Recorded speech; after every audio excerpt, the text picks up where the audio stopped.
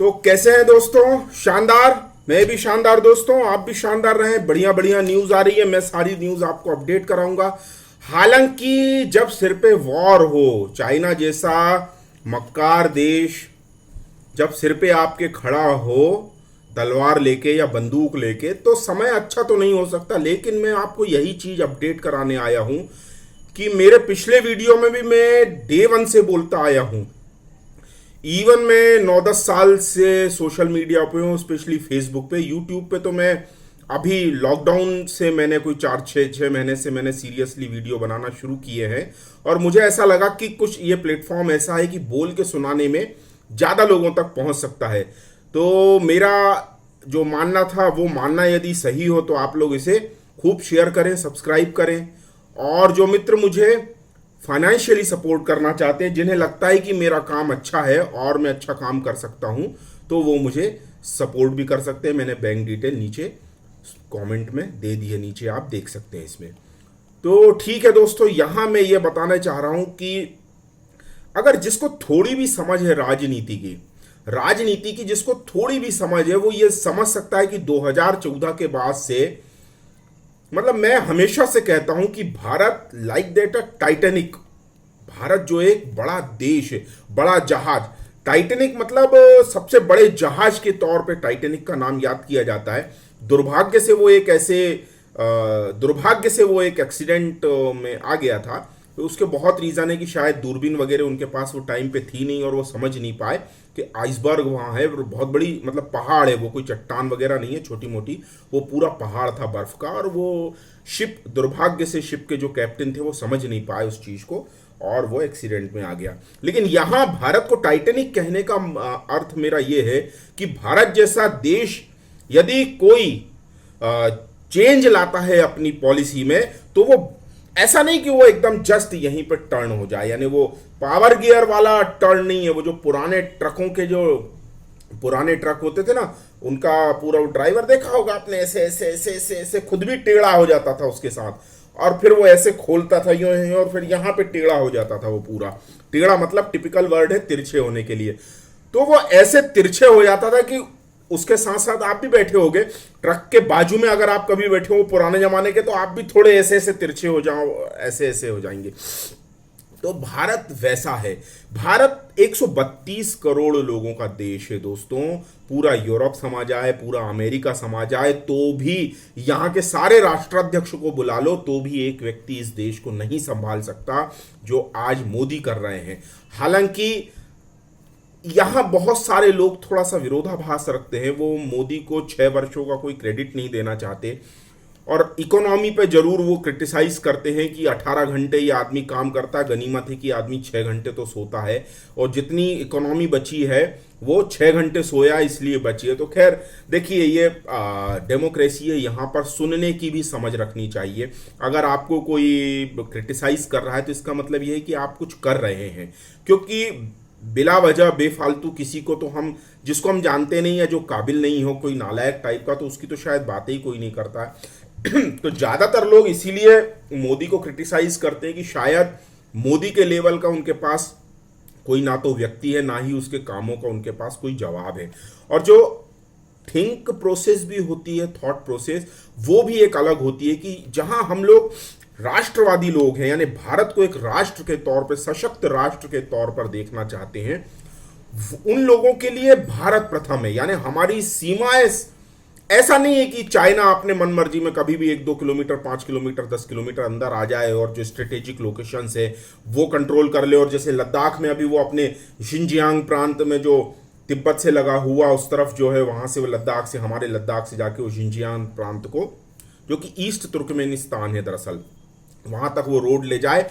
और हमारी पूर्ववर्ती सरकारें जो एक मूक उनको समर्थन देती थी, और वो बहुत सारे फाउंडेशन में चाइना की सीपीसी जो है वो फंड देती थी, वो उनकी भी जांच चल रही, वो आएगा धीरे धीरे। अब यहां मैं आपको क्या कहना चाह रहा हूं, मैंने आपसे कहा कि जो टाइटैनिक था वो बहुत बड़ा चक्कर लेकर टर्न लेता था, और टाइटैनिक के एक्सीडेंट की वजह भी ये रही थी कि वो बहुत समय रहते अगर समझ जाते कैप्टन, तो वो दुर्घटना नहीं होती। हमारे यहाँ, हमारे भगवान की कृपा से हमारे यहाँ कैप्टन अच्छा है, और जो 2014 में लोगों ने चुन के जो कैप्टन भेजा है, वो उसके साथ जो उसका एक जो मिस्त्री भी पहुंच गया है वहां पर, अभी वो गृह मंत्री के तौर पर है, तो वो मिस्त्री भी अच्छा है, ठोक बजा के वो सारा काम करता है, कन्नी वन्नी जो रहती है ना ऐसे ठक ठक ठक ठक करके, तो जो ईंट का टुकड़ा इधर से उधर से कहीं टेढ़ा आड़ा हो तो वो अच्छा ठोक ठोक के उसको बराबर करके सही ईंट सही जगह लगाता है, तो हमें इसके डरने की कोई जरूरत नहीं है। राजनाथ सिंह भी बहुत जबरदस्त फॉर्म में है, एस जयशंकर भी जबरदस्त चौके छक्के लगा के आ रहे हैं। अभी उन्होंने सीधे तौर पे ये कह दिया है, जो एस जयशंकर हमारे फॉरेन मिनिस्टर हैं, उन्होंने अपने समकक्ष जो चाइना के विदेश मंत्री उनको कह दिया है कि जिस तरह से आप लोग टॉक करते हैं उस तरीके से, मतलब अभी चाइना के विदेश मंत्री ने अपने ही तौर पे लेवल पे कह दिया है कि हमने ये भारत के विदेश मंत्री से बात की कि दोनों सेनाएं डी एस्केलेट होंगी, मतलब अपनी अपनी जगहों से हटेंगी, और हमारे भी जयशंकर प्रसाद एस जयशंकर ने कह दिया है कि जिस तरह से आप हटते हुए आए हैं पहले भी जो मक्कारियां की है, उस तरह की चालबाजियां अब नहीं चल सकती। तो यदि आपको हटना है तो आप 1962 में जहां थे वहां जाएं, यह नहीं चलेगा कि आप बीच में आ जाएं। और नहीं तो हमारे पास जो है एक ब्रह्मास्त्र है, वो है तिब्बत के रूप में दलाई लामा। और हमें अब मतलब हम तो यूएस से भी यही कह रहे हैं कि यूएस को एक स्ट्रांग एक्शन लेना चाहिए। यूएस क्योंकि यूएन में काफी ताकतवर है, भारत का तो वहां सीट है नहीं, अगर भारत की सीट आती तो भारत भी प्रपोज कर सकता है, प्रपोजल दे सकता है कि यूएन में मतलब तिब्बत को एक स्वतंत्र देश बनाया जाए।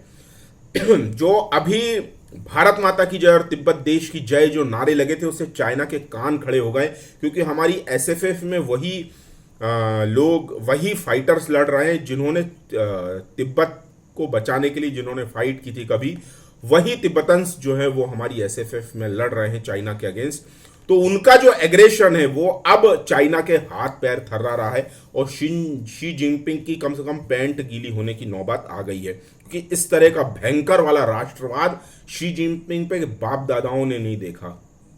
तो जो पीएलए है वो दरअसल पीपल्स लिबरेशन आर्मी नहीं है चाइना की, वो पिक्स लिबरेशन आर्मी हो गई है, जो कि कुछ किसी को समझती नहीं है, और दूसरे का जो सम्मान स्वाभिमान होता है वो उसमें भी अपना अहंकार और अभिमान डाल देती है। तो यही गलती अब उसने भारत के साथ कर दी है। और भारत की अब स्ट्रेटेजी मैं बता रहा हूं यहां पर, जो इंडो पैसिफिक स्ट्रेटेजी है, जो चाइना, ये सुनने में भी इसको तकलीफ होती है, जो हमारा इंडियन ओशन है और पैसिफिक है, तो अमेरिका ने सबसे पहले चाइना को काउंटर करने के लिए इसे, पहले ये एशिया पैसिफिक कहलाता था। एशिया पैसिफिक यानी जितना समुद्र एशिया से लगा है, और जो पूरा रीजन जो मतलब भारत से लगा हुआ जो समुद्र है, और पैसिफिक से लगे हुए जितने एशिया की कंट्री है, वो बहुत बड़ा सर्कल आता है पूरा, वो सारा एशिया पैसिफिक कहलाता था। तो यूएसए ने चाइना के एग्रेशन को देखते हुए इसे इंडो पैसिफिक कहना शुरू कर दिया, मतलब भारत का जितना समुद्र से लगा हुआ एरिया और एशिया के जितने देश पैसिफिक तरफ आते हैं, जापान, कोरिया, ये सारे, वो एक रीजन को देखते हुए क्या स्ट्रेटेजी होना चाहिए। अब मैं आपको बताता हूं कि विदेश नीति कैसे फ्रंट फुट पे खेली जाती है।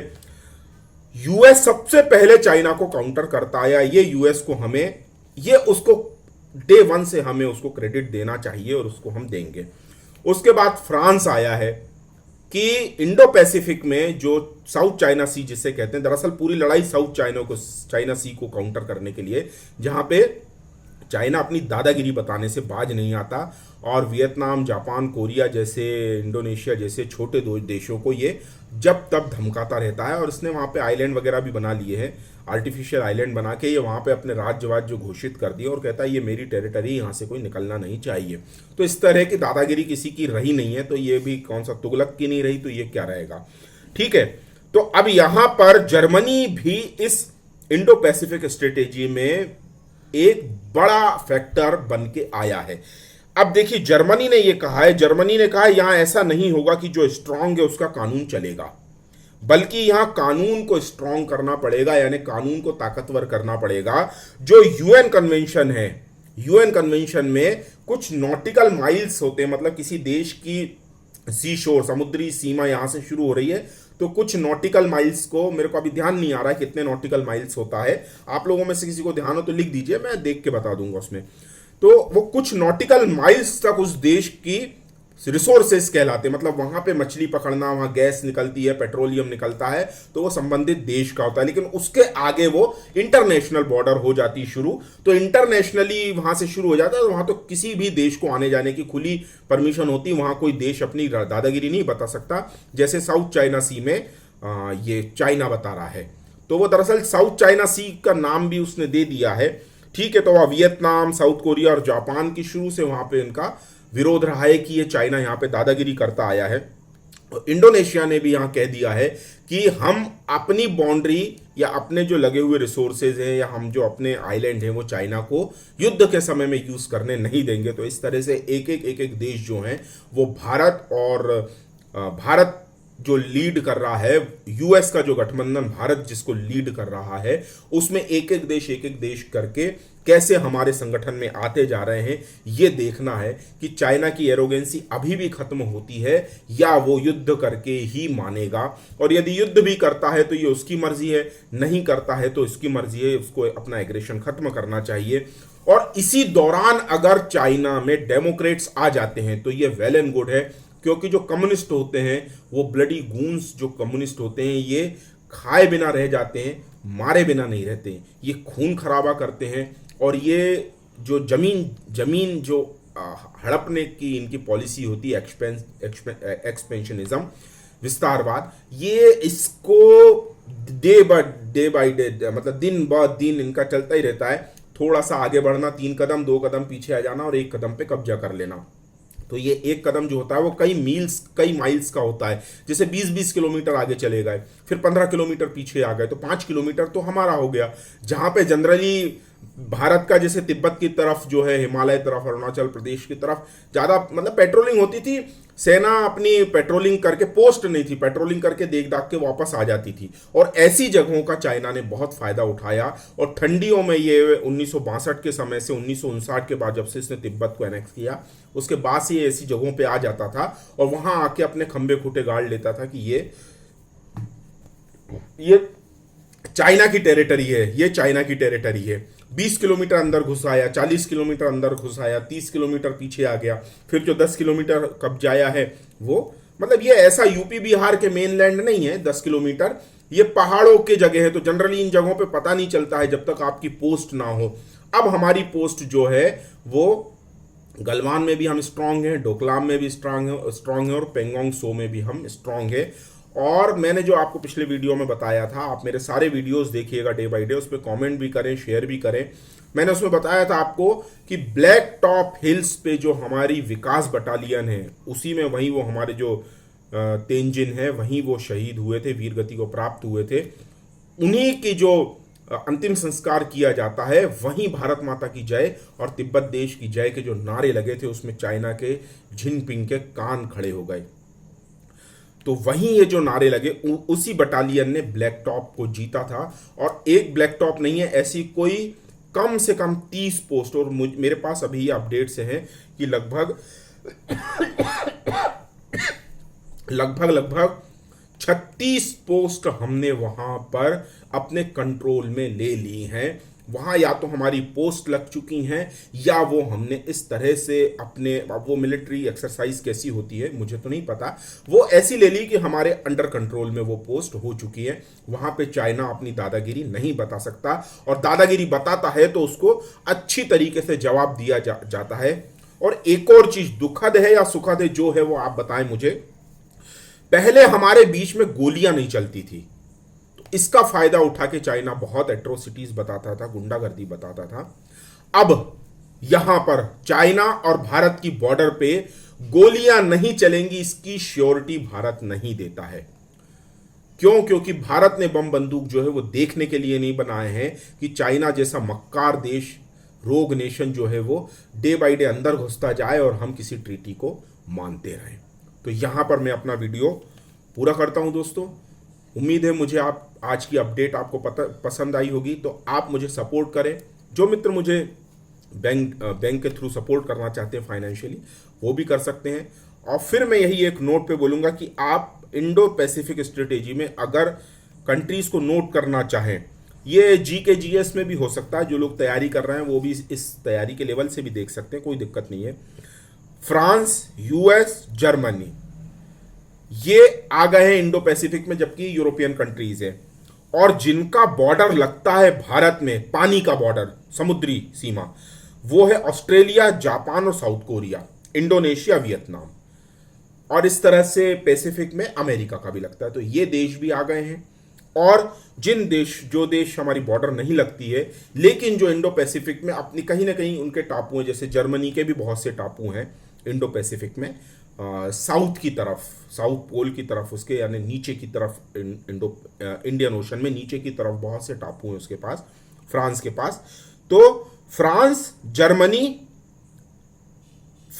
और जर्मनी और यूएस, ये देश अब भारत के साथ स्ट्रांगली खड़े हैं। अमेरिका तो था ही था, कम से कम ये दो देश और आ गए हैं। तो आप ये समझ लीजिए कि ब्रिटेन और अमेरिका एक साथ रहते हैं, जर्मनी और फ्रांस के आ जाने से भी ये ताकत कई गुना बढ़ गई है। ठीक है दोस्तों, कमेंट करके बताएं आपको आज की मेरी अपडेट कैसे लगी। भारत माता की जय। जय।